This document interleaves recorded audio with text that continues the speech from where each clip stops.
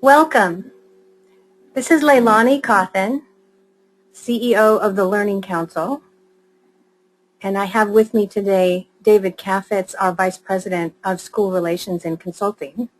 So we'll be talking to you today about digital curriculum and devices nationally in the United States as the Learning Council from our own proprietary research, and then also research that we've sort of put together to look at sort of what's happening nationally in the market and give you some perspective of really what matters when you're looking at how schools will spend, what the trends are nationally for what they're doing with digital curriculum, and sort of a little bit of perspective from us also about what we think is going to be happening in the future.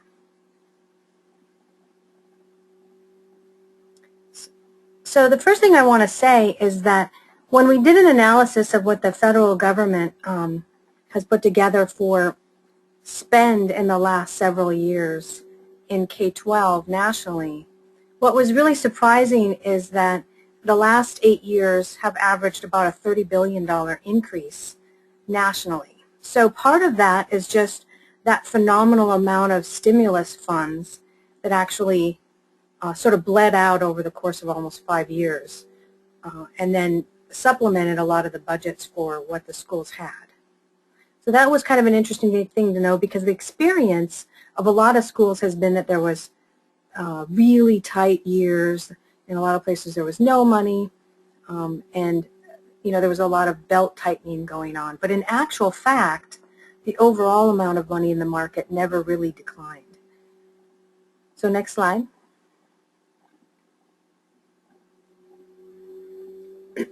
Another little thing to know is that in terms of the total amount of expenditures, according to the federal government in the K-12 end of the market, the total amount that went towards instructional expenditures was about $317 billion as of a couple years ago. They always lag in their reporting for what the actual spend was. That included, of course, instructional salaries and wages. So that overall spend is really what the Learning Council concentrates its attention on, is what's actually happening in the learning environment, the teaching and learning environment. So what's interesting about how that spending is being done is to note that 2013 is really the first year that's considered almost entirely post-stimulus. There's still a few, tiny few amount of places out there that had not quite spent up all their stimulus money, but they've gotten around to it, by the end of 2013. So, next slide. Another thing to note is that there's a lot of states that have been showing positive ink in terms of their budgets, but even now in 2013, there really hasn't been a significant recovery, going into the 2014-2015 fiscal for states. They were experiencing increases in overall state revenue, but they weren't necessarily turning around and allowing that to be spent. So there's a lot of conservatism. We think that 2014 is still a fairly conservative year for schools. But the structure of what you see on the slide right now is not much changed in terms of overall spending per student in 2014-2015. So next slide.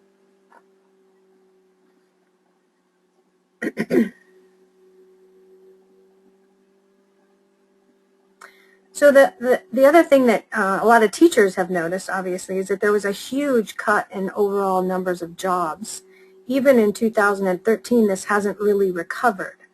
Now, there's more than one reason for that. One is that some of that unemployment rate was a function of a lot of the districts consolidating, using less teachers overall and still functioning in that way. So the jobs lost might have been on the books, but they weren't trying to actually fill them.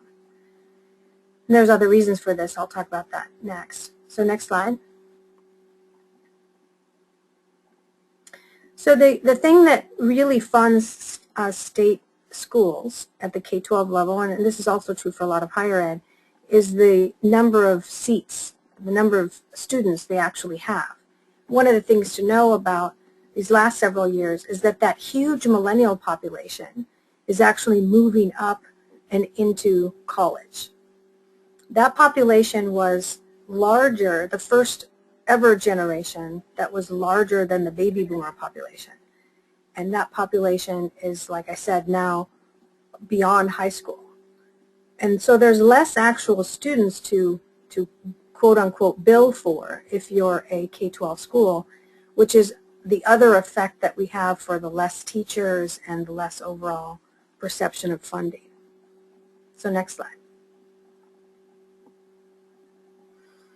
One of the surprising things to know is that partly because of the recession and the continuing conservatism is that college enrollment has been down by 500,000 students. It was in 2012. It's continued to not really pick up 2013 and going into 2014, mostly because the millennial population is a little bit displaced due to the recession. A lot of their parents lost a lot of their savings that they had set up for retirement, weren't able to pay in full for their college education of their children. So that's had a profound effect on college enrollment and indeed what's actually happening in colleges and universities right now. That whole millennial population being so huge, there was an expectation that it would continue to boom higher ed for the next 5 or 6 years, and it hasn't, which is one of the really major problems we're having in the United States right now, is that that entire millennial population is just not getting educated at the rate that the previous generations were in higher education. Okay, next slide. So let's talk a little bit about the overall school expenditures, because this sort of paves the way for when we're talking about devices and what's happening with curriculum. So if you add together the K-12 and the higher ed overall expenditures, it's over $1 trillion that's spent. Not surprising, there's over 4 million employees in the market. The average spend is still $13,000 a year per student, which is one of the highest in the world. Estimated spend in higher ed is about $37,000 per, which is, you know, at the extreme end compared to the rest of the world. So next slide. So if you look at overall tech spending, and we have to quantify what that means now, because this is the separation out of what is real technology spending and what is the tech of curriculum spending. So if you look at K-12 education with updated numbers against the 2013 actual spend, it jumps into the $14.4 billion in total spend.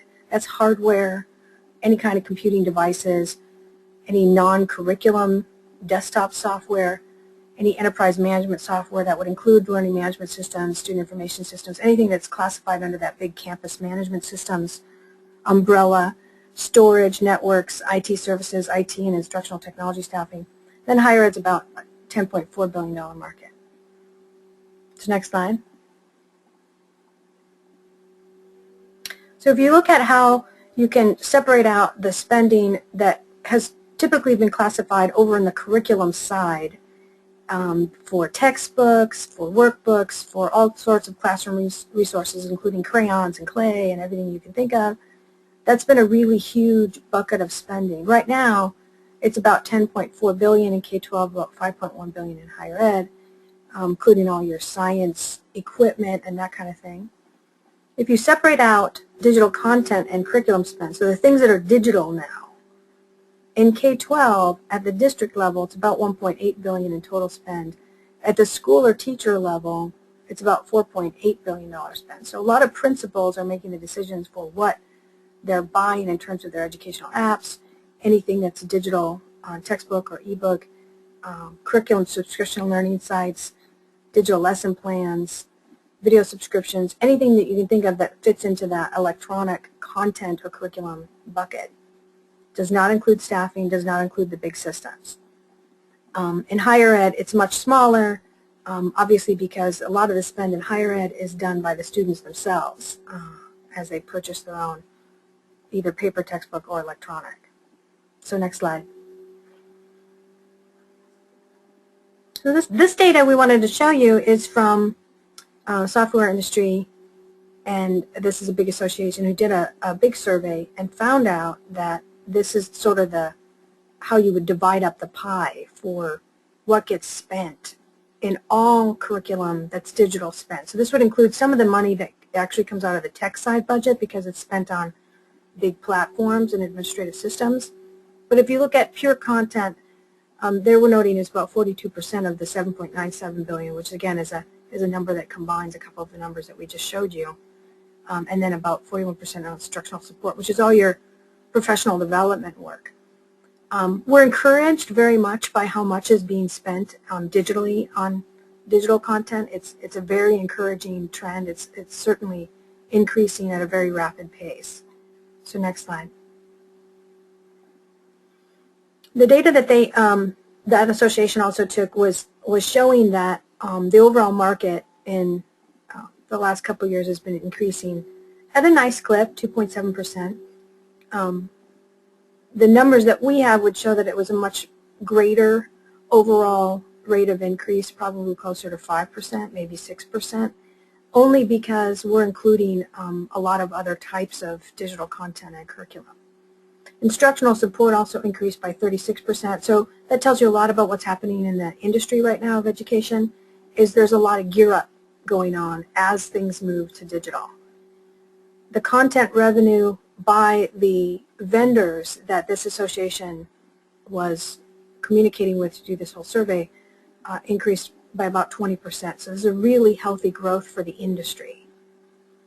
Platforms and administrations were down, which means that a lot of schools had already obviously put something in place, or else they're just sort of waiting to figure out what their overall curriculum strategy is going to be to know if they're going to need to house it on site and have a big major system or not.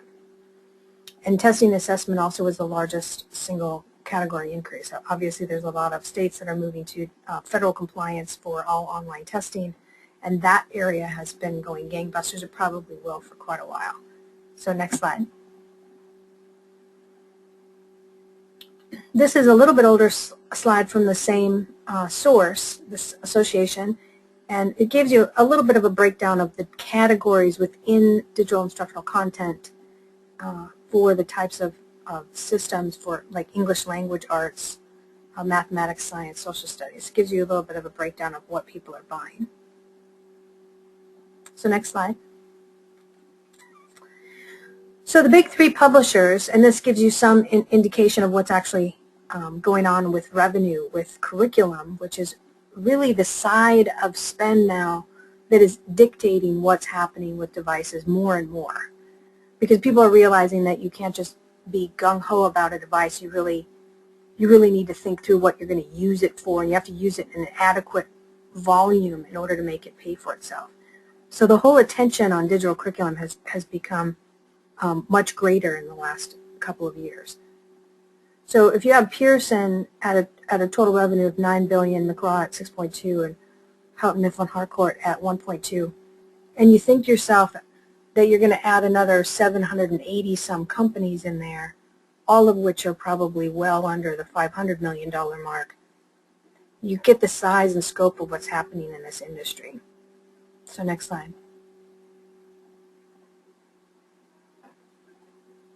There's been just the huge textbook companies, the ones that we just talked to you about, and I would probably include a couple others in what I would say are the really big ones.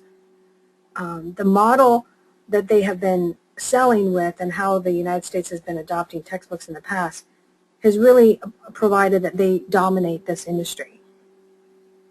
And that's actually had a major effect on all of the schools, K-12 and higher ed, being able to shift into all digital curriculum.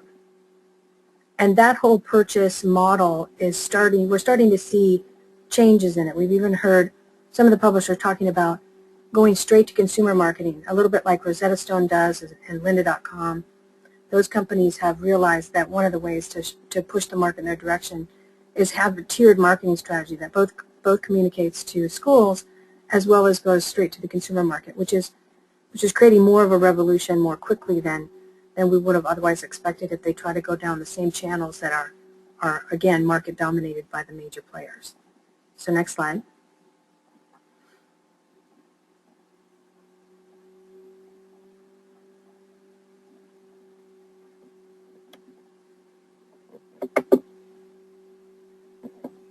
Next slide, David.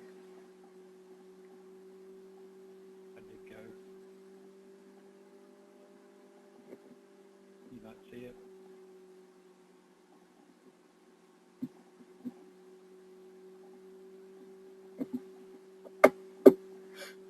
Sorry about this. Having a little bit of a technical difficulty on this. David, are you going to the next slide? Yeah, I'm on the next slide. Okay. Let me stop sharing and restart it again. Did that make a difference? Yeah, I don't see a new one.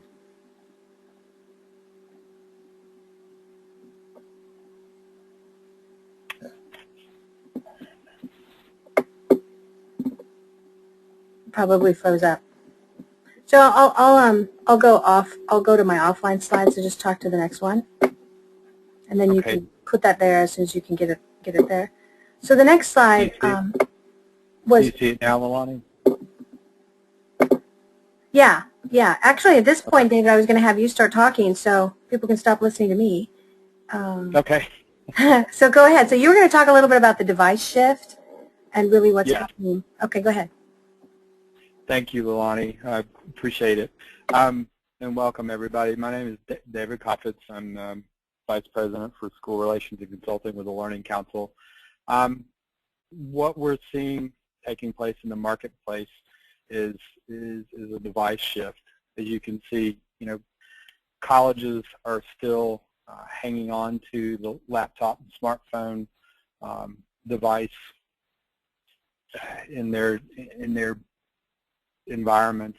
They really, a lot of them have used some tablets, but that has not become the primary device that they're adopting.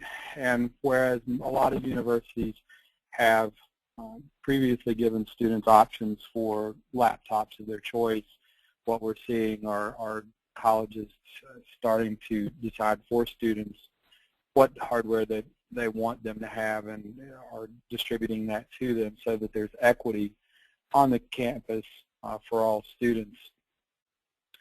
Right now in the U.S. K-12 markets, 50% of all the students have access to tablets, laptops in their classrooms. So that doesn't necessarily mean that there's one-to-one for all those students, but they have access to them from a variety of models. It could be one-to-one, it could be computers on a cart, it could be computer checkout, it could be computers just in the room or tablets in the room. But there is an increasing trend, particularly at the high school level, for more one-to-one initiatives every single year. So it's estimated that 25 million K-12 students have their own computing devices at school these days, either provided by the school district or schools adopting a bring-your-own-device model. And it's estimated that 14 million higher ed students have laptops. I think most of us these days know that particularly at four-year institutions and even at community colleges, most students have their own laptop to take to class, and there's some type of instruction occurring in any type of course via the learning management systems or however. When we look at what's happening in the market, the K-12 distribution of devices, we see thousands of districts with mass device rollouts in last year in particular in 2013. One of the more noted ones is Los Angeles Unified's attempt to distribute iPads to students, talking roughly around 680,000 devices, which by no means is a small amount. Samsung and Google and Microsoft with their devices are really winning a lot of business and getting into schools with their devices. And quite frankly, it is about time for districts to start making big moves in this area. With technology and compute advancing the way it is, with the number of students, particularly younger students that have mobile smartphone devices and tablets at home, what we're seeing is districts finally realizing the potential of this technology in the hands of students for the purposes of learning. But not done right, not integrated effectively into the teaching and learning process, not worked with teachers in terms of professional development, administrators of professional development, a real solid strategy for integrating digital curriculum and content into the teaching and learning process. You know, there is an aftermath, and I think we've all seen in the news over the last 6 to 12 months just how harsh the media and the public can be when things don't go the way school districts had hoped. Overworked instructional technologists, we'll talk about that in a little bit, but that's a new role in education that has been growing in terms of numbers, but these folks are not there in numbers really significant enough to support teachers in the classroom in any significant way. You've got teachers that are scrambling to find their own digital curriculum and content because they haven't been given enough to use in the classrooms, and students and parents are clamoring for greater use of the device. And then you have this whole change in curriculum and content that the entire country is going through, with the exception of 2 states, with the adoption of the Common Core. So everything's in a large state of chaos, and the public and the media are being not so nice about it. Los Angeles this past fall, as we all might remember, tried to send out its iPads, and there was a lot of backlash against that. And then, because a lot of people started digging into the numbers and looking at the costs here in the article blurb that we have on the screen associated with putting curriculum and content on the device, for students for learning. However, what school districts are not doing in their favor is going back and really pulling the cost per student for curriculum spend that they're doing at this time with more traditional materials in order to give an apples-to-apples comparison, so that this doesn't seem like it's an add-on curriculum or content purchase rather than a replacement purchase for what it truly should be. Again, here's another story from Fort Bend, $16 million initiative pulled because things just did not go well. In this case, a vendor selected who just did not have the depth and the experience in the curriculum development market, and that whole project went south pretty quick for them, unfortunately. And then you have the push for digital assessment, online testing of students, particularly with the adoption of the Common Core in math and reading for most states. 3 examples here, 2 that you can see the spend involved: a $19 million contract for New York City Public Schools for their testing to be managed, $462 million by Texas Public Schools for statewide for testing contract for management. I believe that was Pearson, if that was correct, Lonnie, that won that contract and was doing state testing for Texas. Yeah. Texas, just as a note, is one of those states that is not adopting the Common Core. They're staying with their own state curriculum. Yeah, and Pearson has, I think, almost $1 billion in testing contracts nationwide. Yeah.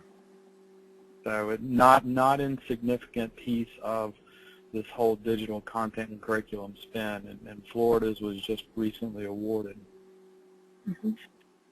In terms of moving to digital curriculum and content, or trying to put a digital device in place, most K-12 districts are driven by committees put together by senior executives with a wide range of folks. They typically involve their technology director, instructional technologists, their counterparts, curriculum directors, academic officers, sometimes the superintendents. There may be a few teachers involved. But typically, just from personal experience as well as experiences shared with us, the selection process really does not focus on the curriculum and content and the teaching learning process. It focuses more on the device, and that's something that's going to have to change. The focus is going to have to be on teaching and learning. The focus is going to have to be on the adoption of digital curriculum and content as be curriculum and content and not a bolt-on type of ancillary learning thing. It had, so. Yeah, just one comment I want to make on that, David, is what's really great is that people are realizing exactly what you're saying.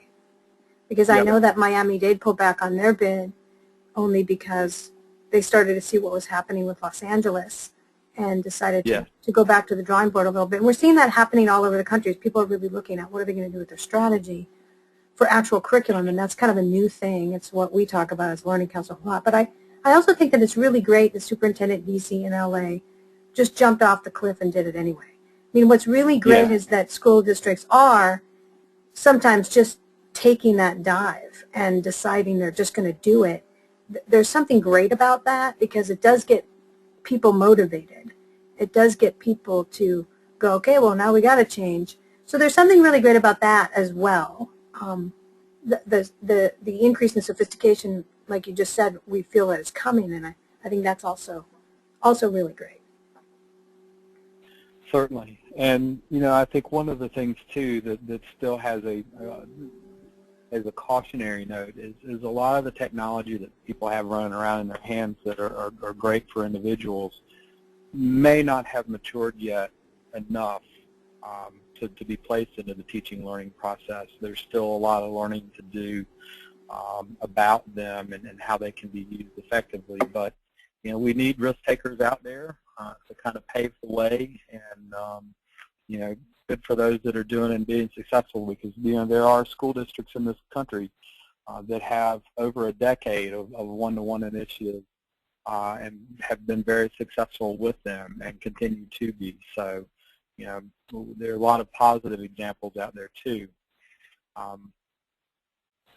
Because of all this change, one of the things that is taking place in terms of the organization at the school district level, and even some of the, well, depending on where you are and how your state manages the education system, but the organizational chart within school districts themselves are starting to evolve.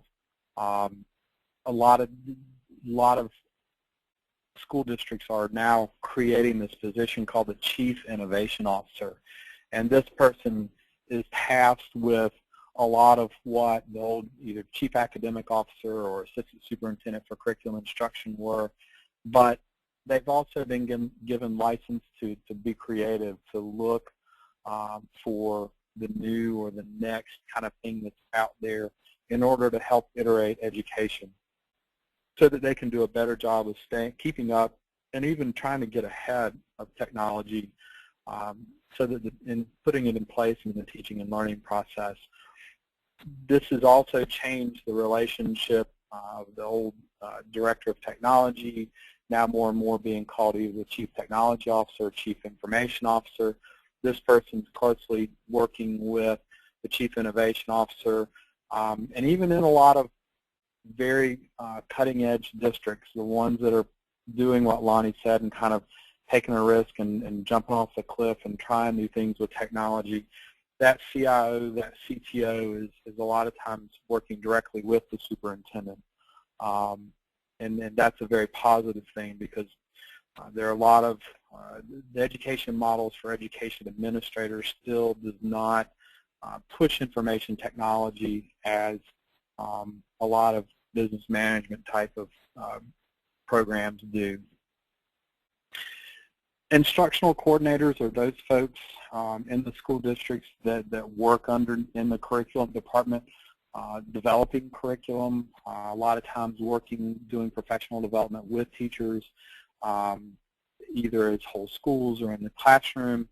And more districts are adopting this kind of in-house expert to provide support for teachers in the teaching and learning process. And what this data from the U.S. Bureau of Labor Statistics shows is, you know, which states are being a little more aggressive in terms of adopting that model and putting more experts in place to support the classroom teacher with the instructional process.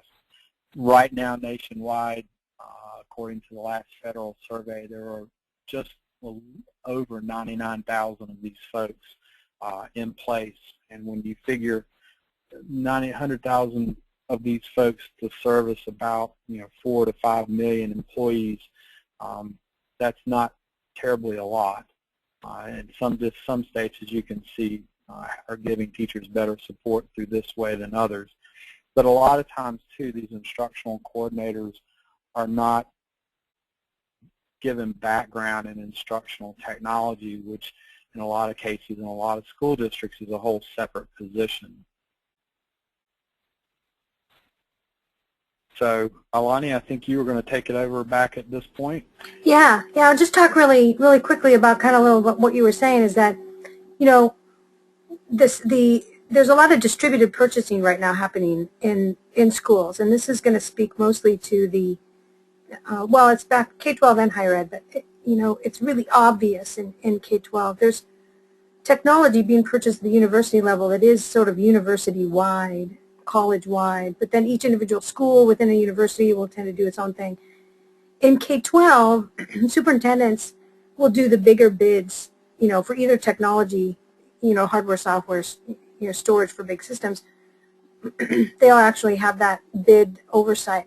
But also with regards to curriculum, and those are really the biggest deals that go down in a lot of districts. So if you're talking about, every grade's new science textbooks for a year, those were sometimes $50, $60 million deals, depending on the size of the district. So those are now starting to disaggregate even more. There's always been purchasing at the teacher and principal level, but you can see from those earlier slides that almost 2/3 of all of the spend in content and digital curriculum is really dispersed and distributed across the principal and teacher level. And the rest of it is at the district level, which is telling you a lot about the organizational structure and also the lack of order. And possibly, actually we know for truth, because we've talked to several districts about this, an equity issue in the individual schools, because some kids will have access to really great, robust digital curriculum and other ones will not. And that's going to be a possible significant liability in the very near future because it's not really being vetted as well as it could be. Anyway, this gives you a little bit of structure of the distributed purchasing and how it's being done. So next slide. So just to give you a little idea of scope, so this is a major project that was undertaken by the Learning Council just to sort of look at what all is out there. If you were a teacher, a principal, a district, what is the depth of the pool? And quite literally, it's in the tens of millions of pieces of content. I don't know any other industry that would have to deal with the sheer scope of the possibilities that they would have to take up in their daily line of business. It's just unfathomable how much the schools have to deal with. Some of it's unbelievably cool. There's a little bit of a slide there from Providence eLearning. The ebooks that they create have sound and a little bit of motion video in places in them. They're completely amazing history books. Then there's other types of things that you'll find all the way down into the little apps, universes within the different platforms, and then other books that are ebooks, but they may not carry audio. And then you've got the whole video world on YouTube, the courseware, the big subscriptionware. It's unbelievable how large the market is. And in fact, teachers are spending an inordinate amount of time as they're attempting this transition and to get themselves off of using textbooks, just trying to figure out what the potentialities are. So next slide.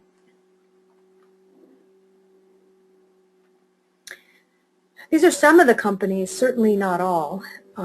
In fact, if we were to put all of them, it would be thousands. But you can get an idea the number of companies that are calling on the school districts, often at the district level, often actually going directly into the principal's office. They're calling on teacher levels. If there's a science specialist teacher or science curriculum director within the district, they'll call on them if they're selling science curriculum. But if you can imagine, the number of vendors that are calling in there is quite high. It's very, very different than it was maybe only 5 years ago when you had maybe 3 or 4 big publishers. What's really interesting is that most school districts aren't even allowing most of the companies to call on them. They've lived for 50, almost 100 years with a handful of the major publishers. What they're used to doing as superintendents is they're used to doing a one-shot deal, maybe once every couple of years for $50 million to buy every book and workbook they needed and pretty much everything else they needed from one company. And then they were done. And now they're not done because they are looking at maybe still doing some textbook purchase, but all of the rest of it's going digital, and they're sort of, in many instances, washing their hands of it and letting it dribble down into individual teacher and an individual principal decision-making, which has created quite a bit of disorganization and uncoordination with regards to what's actually in the individual schools and what kids have access to. And you can see that even in a single district. If you go into a single district and go into the individual schools within that district, you can easily see that some schools have a lot of resources because they'll put them up on their website for what the kids can access and the teachers and parents can access. And then other schools in the same district will have almost nothing that's digitally available. This is going to be shocking to parents who move their kids from one area of the district to another because they physically moved where they live. And it will come back as an equity problem for districts. So that's something that the industry is facing. Go ahead. And I want to make the comment that you made, Lonnie, just kind of focusing on, the fact that some schools are purchasing themselves, and a lot of times, because they're kind of going out on a limb, the active use of some of this digital curriculum and content is not necessarily as great as it should be to justify the spend on it, because the professional development gets lacking, or it's just, so this change has created a lot of angst in the classroom particularly. Yep, exactly. Exactly. So we can go to the next slide. So the other thing to be really aware of is that ebooks are becoming highly acceptable on the consumer level. They constitute about 20% of the entire trade market now. And most major consumer publishers have fully evolved to this. They're used to the Kindle, the Nook, the iPad.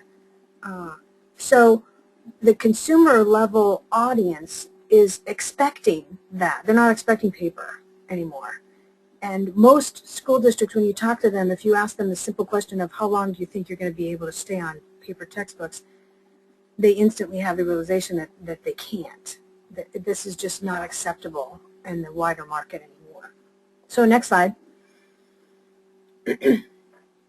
So another survey that the Learning Council did last November, took quite a while to do this, is we looked at every app on some of the major platforms. A bit of oversight, we didn't really look at the Nook platform. The Nook, however, has a sizable number of actual educational apps, and their educational definition of what constitutes an education app is probably the most stringent in the market. It's much more stringent than, say, Amazon's or Google's or even Microsoft's or iTunes. But what we found, what was really interesting, is that Apple doesn't have all the education apps. They have a lot of apps. But with regards to educational, even as thin of a definition as hand-eye coordination, they really have the least. So you also have sizable number already on Microsoft Windows. There's 2 Microsoft platforms that last we looked, but the Microsoft Windows one is about 500. Google apps for Android, significant number of good apps. What was really interesting is that the Amazon apps were huge. Nook is up there in that sort of volume as well. So next slide. If you look at the education app universe, again, we're just looking at one area of content here. There's subscription services, there's a lot of other things that are in the universe of all the content and curriculum. But if you look just at the education app universe, this is the way that it actually broke down. So games were about 18%. So those are learning games, not just regular games, but those were learning games. Everything from, English language learning, if you get the word spelled right and that kind of thing. Math, individual subject like history, access apps that allow you to have access into major systems. Almost all the big providers of major systems have that. Literacy, and etc. So it's a pretty wide array. It's certainly not a wide enough array. There's room for a lot more apps to come into the app universe if schools go with the structure of apps rather than subscription sites. And that's obviously an individual school decision as to how their mix is of types of content. So next slide. So a little bit more about this. It's actually, apps are the most familiar form of digital curriculum for students. This is why the Learning Council has put more attention on it than some of the other areas so far, because we do see more schools jumping into the app world as they enter their first foray of adoption of lots of devices, particularly tablets. They're entering with apps before they enter with anything else. So that's something to know. They may already have a few subscription services, but they start out with a lot of apps. So the good thing to know is that 75% of the Google apps are free, more than any other platform. Apps can run as high as $80 a year for full functionality. Those are some of the math apps. And it's good to know that the search experience is still bad in all the main App Store platforms, because literally if you go in there and you try to do a sort by subject, by topic, by grade level or age appropriateness, it's almost impossible to do on all the platforms. Amazon's is the best. It's not really that good, but it's really time consuming and certainly using up a lot of individual teachers' time just to figure out what would be good. Okay, next slide. So the wider universe, if you look at the other types of curriculum, roughly 80% of the longtime public, the publishers who've been around for a while, of the before apps world, had already built systems of digital curriculum with digital books, ebooks, or other content that runs on Windows, like a subscription sort of almost game-based, but not quite, site. So that's important to know. Many of the same publishers also publish to the Apple platform, because of course Apple always enjoyed a good footprint in the education market. In the last 3 years, many of them have also built apps for the iOS as well. But most of them only as like a way to get into their major systems, which are HTML based. So most of those born digital publishers that are new, the younger ones, the ones that have a really groovy, full-on digital curriculum that does everything, including testing the kid or gating them forward based on the abilities they've already demonstrated into more higher value lessons, they're HTML based and they work from any device. And we predict that probably that either HTML, but more likely a lot more publishers in the next 2 years are going to be running in the direction of apps because of its acceptability level and the ease with which teachers can get students to do things, because students are used to accessing, downloading, and using an app more than they are any other type of thing in the digital curriculum world. Okay, so next slide. This one's over to you, David. Talk a little bit more about total school innovation. So, talking about total school innovation, a lot of schools have, or past studies have shown that upwards of 65% of school districts indicate they have a digital content strategy. And a lot of times that digital content strategy is embedded in what school districts were writing in the past, and what we're seeing is kind of tapering off of in their technology plans.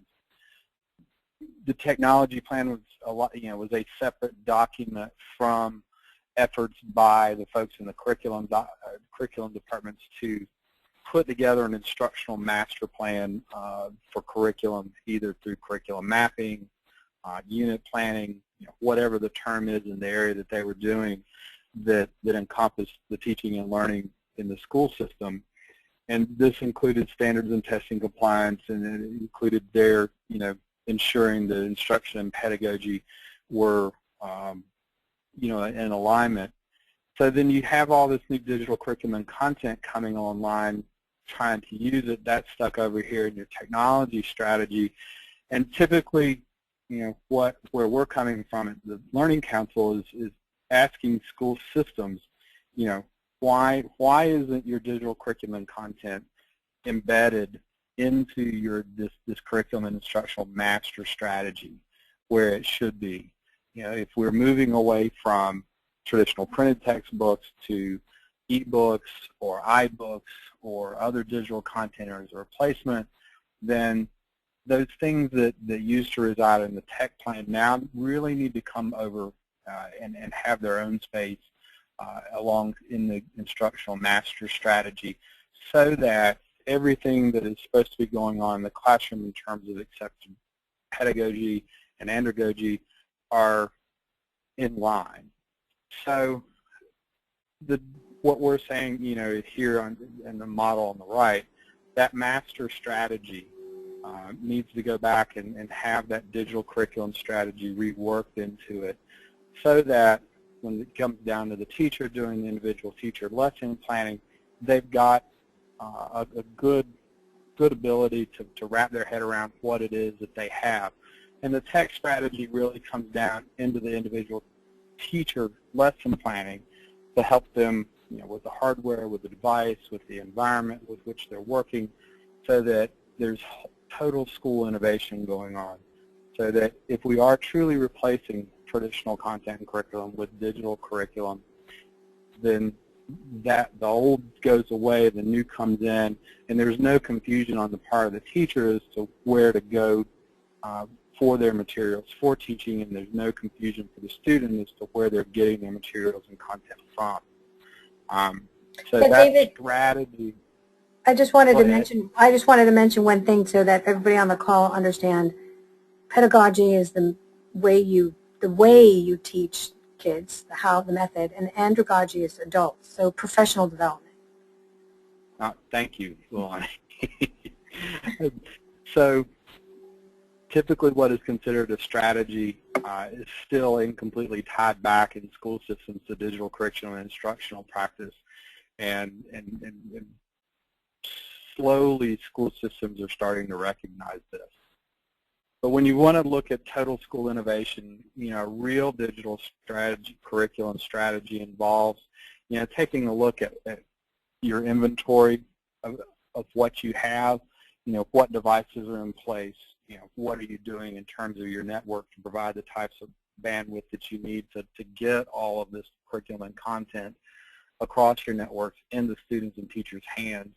Lesson time used.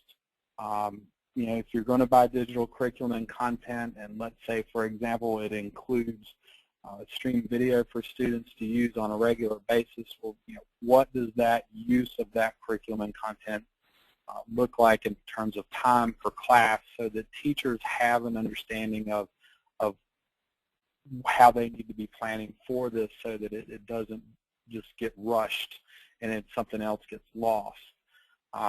Standards coverage.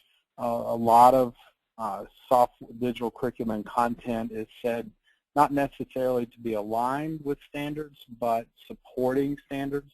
So school systems need to do a really good job of getting in and vetting what it is the curriculum and content covers, so that they can ensure that it meets their needs. Digitization and conversion of owned resources. A lot of times teachers are taking what they've used to teach in the past, and some are being very creative and restructuring that into either videos that they create themselves, their own type of multimedia. But unfortunately, we also see a lot of teachers that are just scanning documents, and instead of printed worksheets, they're digital worksheets. The school-built digital content, there are a lot of questions around intellectual property issues. If a teacher truly is creating their own content, who owns it? Does the school district own it because the teacher works for the school district, etc.? And instructional design flaw vetting. A lot of teachers, unfortunately, in the education of becoming a teacher have not spent a lot of time in instructional design. And instructional design folks, if you recall earlier, we said that the instructional coordinators, instructional technology facilitators in schools are few. True instructional designers are even harder to find.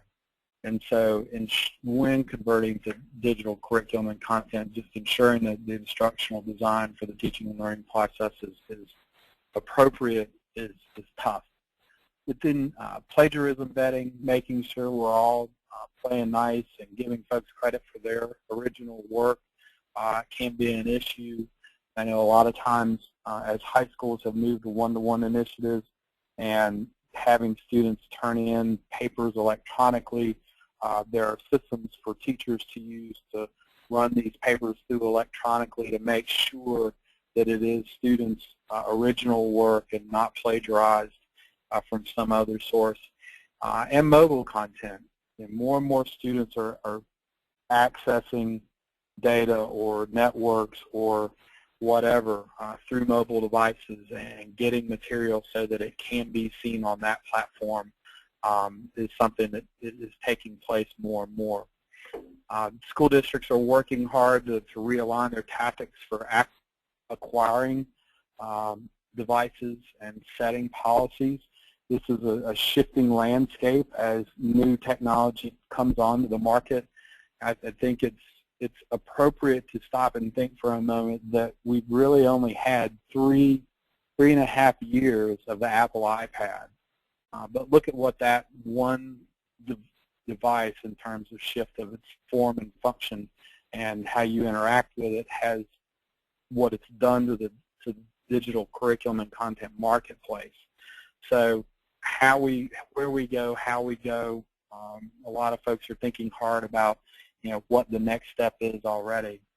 And then cost structure analysis, ensuring that we have good reporting out of true costs for digital curriculum and content and all the back-end stuff that need to make it work so that when we do get to the point of needing to share that with the media, we can compare it apples to apples with what costs were instructionally under the former model. So Leilani, I'll turn it back over to you to close it up. Okay, great. So we just wanted to do a little housekeeping, and then there's a couple questions that I have here that we will answer. First of all, that's me, Leilani, and there's David. And the Learning Council is really all about talking about these issues in the digital curriculum strategy arena that is encompassing devices and what people do with storage and what people do with their networks. You can go to the next slide, David.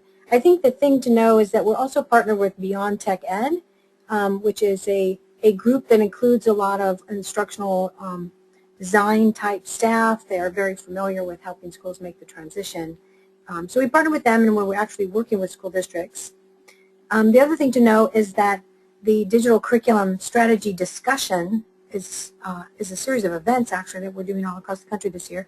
They're one-day events. We're bringing in 20 or so key executives from each state or that general area, and doing a whole day of just discussion and a little show and tell by some of the sponsors. And by the end of it, people have actually started setting what they think is their goal. They're looking at, well, how they're going to do their inventory about what they already own for digital curriculum and all that other kind of stuff. You can go to the next slide. So the other thing to know is that you can download at any time. This is a strategy brief. It's sort of a short version, a teaser version of what the Learning Council calls a digital curriculum strategy.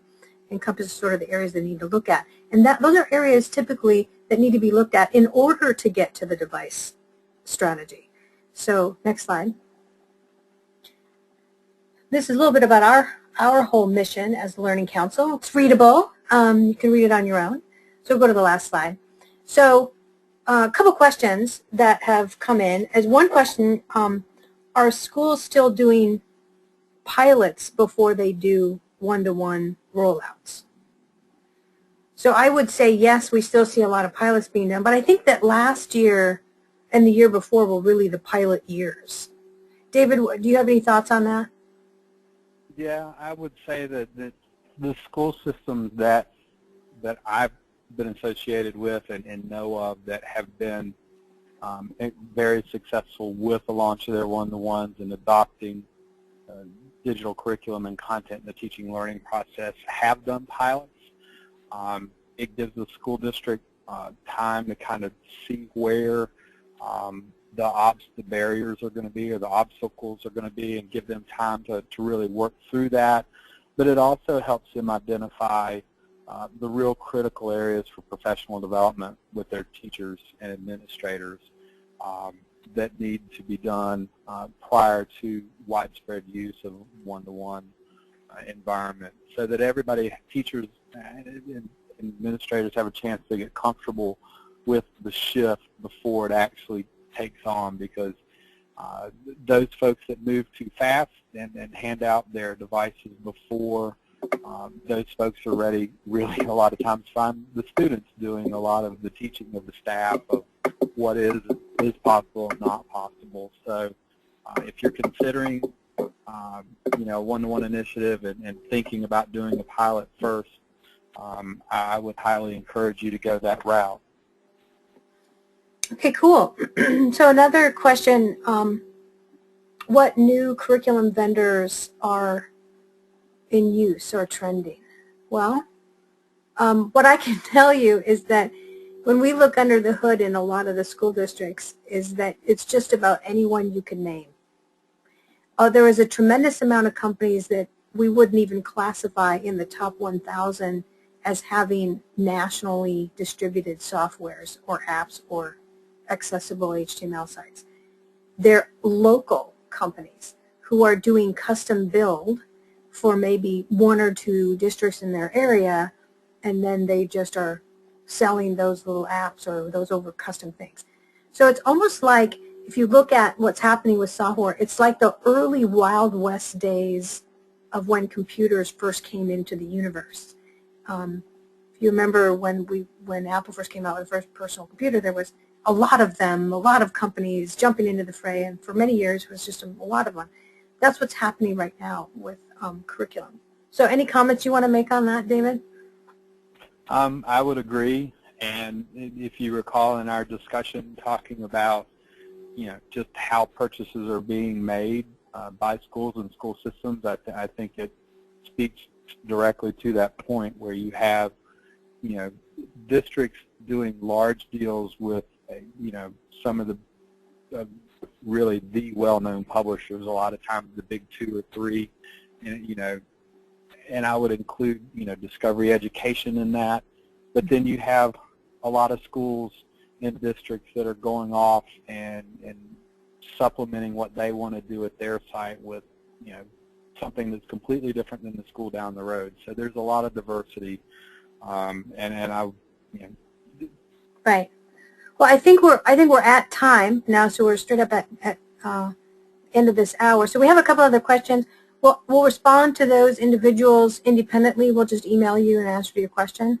I want to thank everyone for attending today. Thank you, David, and thank everyone who's on the line. Everyone who's on the line or was part of this conference today, will be pulling down your email address and sending you an actual copy of these slides if you could use them. So thanks again for attending, and we'll see you next time. Thank you, Lonnie. We appreciate your experience and your expertise today. Thanks, David.